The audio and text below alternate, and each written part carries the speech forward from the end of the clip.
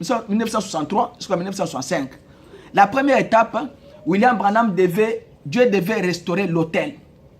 Quand Élie s'est retrouvé sur la montagne d'Olivier avec les prophètes, Élie, la première chose qu'il a faite, c'était pour commencer à réparer l'autel que le prophète Abba baby saka. Malakisia lukuta bazo bisa batu dans l'église. Bazo bisa batu l'église que to okoki ko vivre nengo lingi. Moi ça ko na église nenga lingi akoleta pantalon biloko mato ya ko coloré mbebu tout ça. Moi bala ko sala n'importe quoi ko pesa rendez-vous na église. Oko fana na église na fiancé na yo te. Na makango na yo otielo bo eza problème te. Tout ça William Branham a sur non wana ezali bongo te. Élie va réparer d'abord l'autel. William Branham a réparé l'autel comment? Il a réparé d'abord l'autel. Il a commencé d'abord à remettre les chandeliers à sa place. Le baptême au nom de Jésus, comment faire la Sainte Seine, les mariages et divorces, les femmes ne peuvent pas prêcher, tout ça, tout ça. William Branham, à partir de 1946 1962, il a fait tout ce travail-là pour montrer aux gens que nous sommes. Moi, si à quoi côté il y a té. Moi, si à quoi baptême, c'est au nom de Jésus, ce n'est pas au nom du Père, Fils et Saint-Esprit. À remettre d'abord l'autel à sa place. Maintenant, Dieu lui donne maintenant le message. Voilà la deuxième étape. Dieu lui donne maintenant de proclamer le message pour révéler les 7 sceaux. À partir de cette chose, c'est ça qu'on appelle l'ouverture de la parole ou bien le troisième poule. C'est l'ouverture de la parole. Quand Dieu maintenant ouvre sa parole, tous les mystères cachés, Apocalypse 10, 1 à 7, tous ces mystères seront révélés. Quand cela maintenant sera révélé, Dieu met à terme toutes choses et il y aura l'enlèvement. C'est fini. Il n'y aura pas autre chose que vous espérez parce que Dieu a révélé déjà toutes choses. Alors voilà pourquoi, quand nous venons ici, vous devez tirer beaucoup d'attention que nous sommes au temps du recensement. Maintenant, William Branham, il dit, pour maintenant, faire la différence entre maintenant Jean-Baptiste et Malachie 4, c'est qu'il y a l'un qui ramène le cœur des pères à leurs enfants et il y a l'autre qui ramène le cœur des enfants à leur père. Ça veut dire que Eza Moussala Moutumo côté, Eza Moussala Batumi Balé, il fallait maintenant que l'écriture oh ya Malachie 4 oh et qu'on qui s'amène à Moutou parce que c'est une partie qui est restée sans accomplissement. Dieu ne peut pas laisser sa parole sans accomplissement dans la Bible. Non. Dieu doit faire la Bible a été faite pour être accomplie. Parce que le Nouveau Testament ne peut pas être complet sans l'Ancien Testament. L'Ancien Testament ne peut pas être complet sans le Nouveau Testament. Donc la Bible a été écrite complètement et terminée, signée par Dieu. Il a dit que c'est certifié. Quand on a certifié quelque chose, nous tous avons signature n'a été. Signature ensemble, qui n'ajoute pas, ne retranche pas. Mais une partie de Malachie 4 devait s'accomplir. Quelle est cette partie-là? Il dit, il ramènera le cœur des pères à leurs enfants. Qui ramène le cœur des pères à leurs enfants? Ça, ce n'est pas le travail de Malachie 4. William Branham dit que ça, c'est le travail de Jean-Baptiste. Il leur a dit, Bino, dans Joël 2, je crois Joël 1, il a dit que ce que les casarmes, les asiles ont dévoré, je restaurerai. Voilà maintenant, cette écriture devait ramener le cœur des pères à leurs enfants. Les enfants, c'est quoi? Ça veut dire qu'on prend maintenant les enseignements en ce que vous avez mis dans le désordre, que vous avez brisé l'autel. Yesu a kozwango, à cause de ce que nous avons dit, Ezaki Boété. Ça veut dire que Koko ou bien papa Nabiso, bazonge pas jeune. Pour faire quoi? Pour recevoir un nouveau enseignement. C'est ce qu'on appelle maintenant ramener les cœurs des pères à leurs enfants. Il y a un nouveau enseignement qui sera mis en place pour ramener la parole que vous avez dévorée, dérangée depuis ce jour-là. Mais une autre écriture, c'est que les cœurs des enfants à leur père. Maintenant, Jésus a restauré toutes choses. Il a laissé maintenant. Et quand il a laissé, en l'an 600, Makambo et Bébit, Bâti doctrine moussoucha catholique, et bandi ko bouleversé, collé sur Kobiloko. Ko sala ote baptême au nom de Jésus, le baptême c'est au nom du Père, Fils et Saint-Esprit. Babandi ko tia biloko wan. Maintenant, Dieu va amener maintenant un prophète selon cette écriture, Malachie 4, pour vous montrer que non, Ezali Bongote, Moussalawana, Ezali Boye. Nous devons maintenant ramener le cœur des pères, des enfants. C'est quoi? Le cœur des enfants à leur père. Nous prenons l'enseignement que nous avons aujourd'hui. Nous vous montrons que non, cet enseignement que nous prêchons l'enseignement des apôtres pentecôtistes. De la Pentecôte. Quand maintenant nous, les enfants, une église jeune, c'est une église jeune qui doit maintenant prendre l'enseignement des apôtres, excusez-moi. Quand maintenant les apôtres ont prêché, ils ont prêché les baptêmes au nom de Jésus. Ils n'ont jamais baptisé au nom du Père, Fils et Saint-Esprit. Mais les gens ont baptisé au nom du Fils et Saint-Esprit. Dieu ramène toutes ces choses-là à sa place. Voilà. Quand Dieu ramène toutes choses à sa place, il y aura maintenant... Je vais vous lire quelque chose ici pour terminer, parce que je suis presque à la fin. Si je termine, peut-être dimanche prochain. Il dit, Élie a préparé d'abord l'autel. Ça veut dire que William Branham et son message, il va préparer d'abord l'autel qui a été dérangé par les anciens. Nous prenons une église jeune, il nous montre que non, ce que nous faisons aujourd'hui, ce n'est pas comme ça. Nous devons rentrer aux enseignements des apôtres. Nous rentrons maintenant aux enseignements des apôtres pour voir qu'est-ce qu'eux ont prêché. Et ce que vous prêchez, c'est comment? Ce que vous prêchez, si ce n'est pas conforme à ce que les apôtres ont prêché, ça veut dire que nous sommes dans l'erreur, nous devons revenir sur les chemins. Voilà pourquoi William Branham, Dieu l'a envoyé. C'est à ce moment-là maintenant que quand les gens acceptent maintenant ce qui est dit dans le message, que Dieu commence maintenant à faire sortir ses enfants de Babylone pour les ramener dans le message. Les recensements commencent par là. Les gens qui vont accepter les recensements, ce sont ces gens-là qui sont sortis maintenant des dénominations pour savoir que non, ce que William Branham a prêché, ce que Malachie 4 a prêché, c'est ce qui est la vérité. Nous devons maintenant regarder ça. Une femme ne peut pas porter un pantalon. Bango va éviter. Oh, moi ça veut dire pantalon, moi ça veut dire pantalon. La femme peut prêcher, la femme peut faire ceci. William Branham a dit que la femme peut interpréter dans une église. Même dans son église, il y avait une fille quand il faisait les voyages qui l'interprétait. Mais au moins, moi, il y a papa, il va ça là qui il interprète. Mais ce n'est pas une femme devant les gens. Alléluia, Hosanna. Et merci Seigneur Jésus-Christ. Non, ça n'existe pas.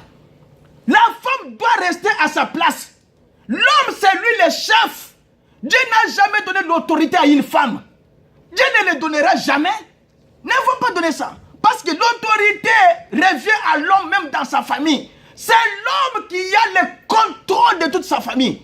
Qui regarde quel est l'enfant qui n'a pas bien mangé aujourd'hui, quel est l'enfant qui a bien mangé. C'est l'homme qui sait les calculs de la famille. Dieu n'a jamais donné à la femme une autorité. Dieu a dit à la femme seulement être soumise un peu intérêt. L'homme aime ta femme. Mais, je vais vous lire pour terminer. Ce messager-là, comment nous devons reconnaître que William Branham est le messager? C'est la dernière citation. De ces jours.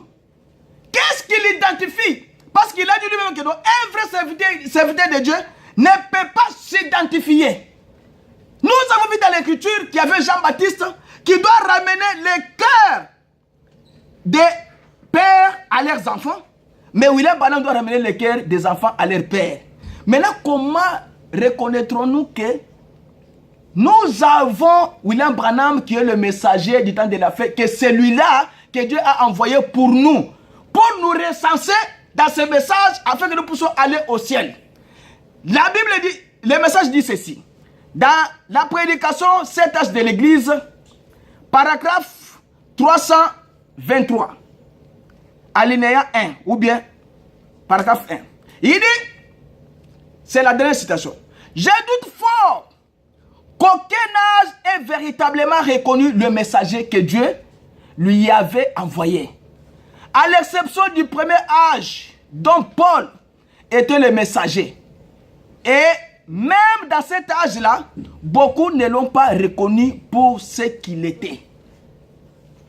Or, l'âge dans lequel nous vivons maintenant sera très court. C'est l'âge de la fin. Et ça, âge à Moukouse, les chrétiens vont tirer attention mingi sur cet âge. Et qu'on vous met la tête, aux autres, c'est que non, toko vivre ce qu'on a au télé aux 40 ans ou bien aux 35 ans. Oh, on a 50 ans dans mon on 50 ans. Mais nous vous disons que les mathématiciens et les sciences, les hommes de sciences regardent na calendrier, na montre dernier jour nini heure nini. Mais les enfants de Dieu doivent regarder dans la Bible si les promesses de Dieu dans quel âge nous vivons. Amen. Regardez dans la Bible. Aujourd'hui, il y a 25 ans. Qui t'a dit que tu peux arriver à 90 ans, mais au Tikali na Mokili. Nous avons 90 ans. Comme hier, on m'a posé la question par ses enfants, est-ce que Moutako c'est 1000 ans? On a répondu, pour moi, c'est 1000 ans. C'est Azélie qui m'a posé la question. Est-ce que Moutako c'est 1000 ans? Yes. On a répondu, parce que Dieu a limité l'âge de l'homme maintenant à cause des péchés à 70 ans. Mais enseignons les gens à croire seulement Christ, même s'il vient aujourd'hui, qu'il soit enlevé. Amen. Même s'il vient dans une minute, mon toi que de l'eau là. Quand je l'ai dans la Bible, quand je l'ai vu dans la 70 ans, dans 5 ans, mais tu es un faux chrétien. Un chrétien ne peut pas dire que non, dans 5 ans, non, un chrétien doit dire que non, aujourd'hui, si Jésus vient, moi je serai le premier à être enlevé. C'est ça un chrétien. Un chrétien ne prévoit pas beaucoup de jours dans sa vie. Un chrétien prévoit seulement la sainteté pour voir que est-ce que si Jésus vient aujourd'hui, je serai enlevé, oui ou non. C'est ça un chrétien. Alors il dit, oh, l'âge dans lequel nous vivons maintenant serait très court. Les événements vont se dérouler très rapidement. Ainsi, le messager pour cet âge de la Odyssée doit être déjà là, bien que peut-être nous ne le connaissons pas encore. Mais certainement, il viendra un temps où il sera reconnu. Oh, tout cela, je peux le prouver parce que nous avons des passages des Écritures qui décrivent son ministère. Écoutez maintenant les passages des Écritures qui décrivent le ministère du prophète de 7 ans qui doit accomplir maintenant les versets bibliques ici. Écoutez. Il dit, premièrement, ce messager sera un prophète. Il aura la fonction de prophète. Il aura le ministère prophétique. Ce ministère sera solidement fondé sur la parole. Vous avez compris? Le ministère de ce prophète-là sera solidement fondé sur la parole. C'est pourquoi on identifie un vrai prédicateur, un vrai prophète par l'accomplissement de la parole. Dans des Écritures. Voyez que non, on a un prophète à vision. On a un prophète à vision. Il y a tant de prophètes dans Facebook. Prophète X, prophète Y. Mais où est ton message? Tu n'as pas de message? Nous avons reçu un prophète qui a un message, c'est William Aaron Branham. C'est pourquoi nous sommes fiers. Il dit, car lorsqu'il donnera une prophétie, ou qu'il aura une vision, elles seront toujours axées sur la parole. Votre vision, ou bien tout ce que toi tu peux dire à quelqu'un, il faut que ça s'accomplisse pour que nous puissions te croire. Vous savez, je vous avais lu l'histoire de Jérémie et Anania. Jérémie a dit à Anania, vous savez que il y a des prophètes qui nous ont succédé. Mais pour reconnaître ces prophètes-là, il fallait seulement ce qu'ils disent doivent s'accomplir, alors nous les croyons. Mais si ce que toi tu dis, ça ne s'accomplit pas, Anania, mais tu es en dehors de la parole de Dieu. Tu dois encadrer ta vision avec la parole. Qu'est-ce que la parole a dit pour les jours d'aujourd'hui? Est-ce que ta vision à toi est conforme à la parole de Dieu ou bien ta vision n'est pas conforme à la parole de Dieu? Si la vision n'est pas conforme à la parole de Dieu, c'est une fausse vision. Il y a un frère qui m'a dit quelque chose. Il m'a dit que si quelqu'un songe, n'attendez pas une interprétation des songes que non. Non, attendez que les songes s'accomplissent. C'est ça l'interprétation des songes. Ça c'est vrai.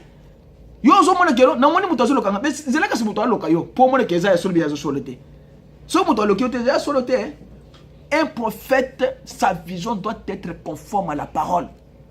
Il dit, elles s'accompliront toujours. Il sera authentifié comme prophète par l'exactitude de ses prophéties. Quand il annoncera une prophétie, ça ne doit pas échouer. Dieu a dit à William Branham que comme tu as accepté, tu as fait ce que je t'ai dit, la présence infaillible, l'infaillibilité de Dieu sera avec toi tous les jours. C'est pourquoi Dieu était avec William Branham. Tout ce que William Branham faisait, Dieu était à côté. William Branham a dit dans la prédication qu'il a prêché à Chicago, il a dit, je suis en train de vous prêcher ces choses parce que l'ange qui m'a parlé m'accompagne toujours dans des réunions, dans la divinité expliquée. Il a dit que l'ange qui m'a rencontré, il m'accompagne dans des réunions. C'est pourquoi il était sûr quand il parlait, quand il avait une vision, il était sûr que ça doit s'accomplir. Et il a dit que jamais aucune vision n'a échoué. William Branham, quelqu'un qui lui amène un songe, il oublie une partie. William Branham lui dit d'abord la partie que lui a oubliée là. Voilà la partie que toi tu as oubliée dans ton songe. Moutouana lui dit, ah, Isaïe solo. Mais voici maintenant l'interprétation. Voilà l'exercice des prophètes. Allons de l'avant. On peut dire beaucoup de choses sur les prophètes Branham. La preuve qu'il est prophète se trouve dans l'Apocalypse 17. Mais qu'au jour de la voix du septième ange, quand il sonnerait de la trompette, le mystère de Dieu s'accomplirait comme il a annoncé à ses serviteurs, les prophètes. Oh, cette personne que ces versets appellent un ange dans la version du roi Jacques, une version anglaise de la Bible, n'est pas un être céleste. Le sixième ange qui sonne de la trompette, lequel était un ange céleste, se trouve dans l'Apocalypse 11:15. Il a dit quoi? Celui-ci n'a pas une voix. C'est lui, l'ange là de l'Apocalypse 11:15 là, cet ange là n'a pas la voix. N'a que de la trompette pour sonner. C'est ça la différence avec l'ange de l'Apocalypse 7 et l'ange de l'Apocalypse 11:15. Il dit, c'est lui que nous avons ici dans l'Apocalypse 10 a une voix. C'est que c'était un homme. Et les messagers du septième âge, c'est un homme. Il doit apporter un message de la part de Dieu. Et son message et son ministère vont mener à terme le mystère de Dieu, comme il a annoncé à ses serviteurs, les prophètes. Voilà. Quels sont maintenant ces prophètes qui ont annoncé? C'est là. Il y a Malachie qui a annoncé. Il y a Jésus qui a annoncé, il y a Amos, il y a Jean-Baptiste, acte des apôtres. Il a dit toutes ces choses-là pour ce mystère de ces prophètes-là. Dieu traitera ces derniers messagers comme un prophète, parce qu'il est un prophète. C'est ce que Paul était dans le premier âge, et le dernier âge en a aussi. Amos 3, 6, 7. Sonne-t-il de la trompette dans une ville sans que le peuple soit dans l'épouvante? Arrivera-t-il un malheur dans une ville sans que l'Éternel en soit l'auteur? Car le Seigneur, l'Éternel, ne fait rien sans avoir révélé ses secrets à ses serviteurs, les prophètes. Voilà ce qu'il dit. Alors William Branham dit, c'est à l'époque du temps de la fin que les sept tonnerres de Jésus, ces tonnerres de Jésus se sont fait entendre dans Apocalypse 10, 3 à 4. Et il cria d'une voix forte, comme rugit un lion. Quand il cria, les sept tonnerres firent entendre leur voix. Et quand les sept tonnerres eurent fait entendre leur voix, j'allais écrire. Et j'ai entendu une voix qui disait, celle-ci qu'on dit les sept tonnerres et ne l'écrit pas. Personne ne sait ce qu'il y avait dans ces tonnerres. Pourtant, nous avons besoin de le savoir. Il faudra que ce soit un prophète qui en reçoive la révélation, parce que Dieu n'a aucun autre moyen d'apporter ces révélations de l'écriture que par un prophète. C'est pourquoi il a dit que Dieu dans ces derniers jours, donc d'autres fois, Dieu nous a parlé par les prophètes, mais dans ces derniers jours, dans Hébreux 1, il nous a parlé par les fils. La parole est toujours venue et viendra toujours par un prophète. Un exemple même sommaire des Écritures suffit à prouver que cela, c'est la loi de Dieu. Le Dieu immuable, on voit immuable, n'a jamais manqué d'envoyer son prophète dans chaque âge, où les gens s'étaient éloignés de l'ordre divin. Quand les théologiens et les gens du peuple s'étaient détournés de la parole, Dieu a toujours envoyé son serviteur à ces gens, mais pas à travers les théologiens, pour se corriger les faux enseignements et ramener les gens à Dieu. Nous voyons donc venir un messager du septième âge, et c'est un prophète. Non, seulement nous voyons la venue de ces messagers dans l'Apocalypse 10, mais nous voyons que la parole parlait de la venue d'Élie avant le retour de Jésus. Les disciples lui firent cette question. Pourquoi donc les scribes disent-ils qu'Élie doit venir premièrement? Et Jésus dit qu'il est vrai qu'Élie doit venir et rétablir toutes choses. Avant la venue de notre Seigneur, Élie doit venir pour une œuvre de restauration dans l'église. Amen. C'est ce qui est dit dans Malachie 4, 5. Voilà maintenant William Branham interprète maintenant ça. Il dit, voici je vous enverrai Élie le prophète. Avant que le jour de l'Éternel arrive, ce jour grand et redoutable, il ramènera le cœur des pères à leurs enfants et le cœur des enfants à leurs pères, de peur que je ne vienne frapper le pays d'interdit. Il ne fait absolument aucun doute qu'Élie doit venir avant la venue de Jésus. Élie doit venir avant la venue de Jésus. Il y aura aussi le recensement avant la venue de Jésus. Alors, il a une œuvre précise à accomplir. C'est que cette œuvre est la partie de Malachie 4, 6. Vous avez compris? L'œuvre là, c'est ce qui est ici.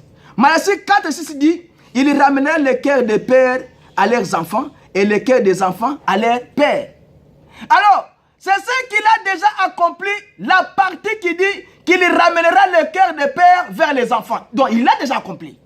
Quand le mystère d'Élie était ici en Jean-Baptiste dans Apocalypse et dans Luc 1, 17, ça veut dire que Jean-Baptiste a déjà accompli une partie. Il fallait qu'une autre partie, que Élie aussi de Malachie 4 doit aussi accomplir aussi cela. Il marchera devant Dieu avec l'esprit de la puissance d'Élie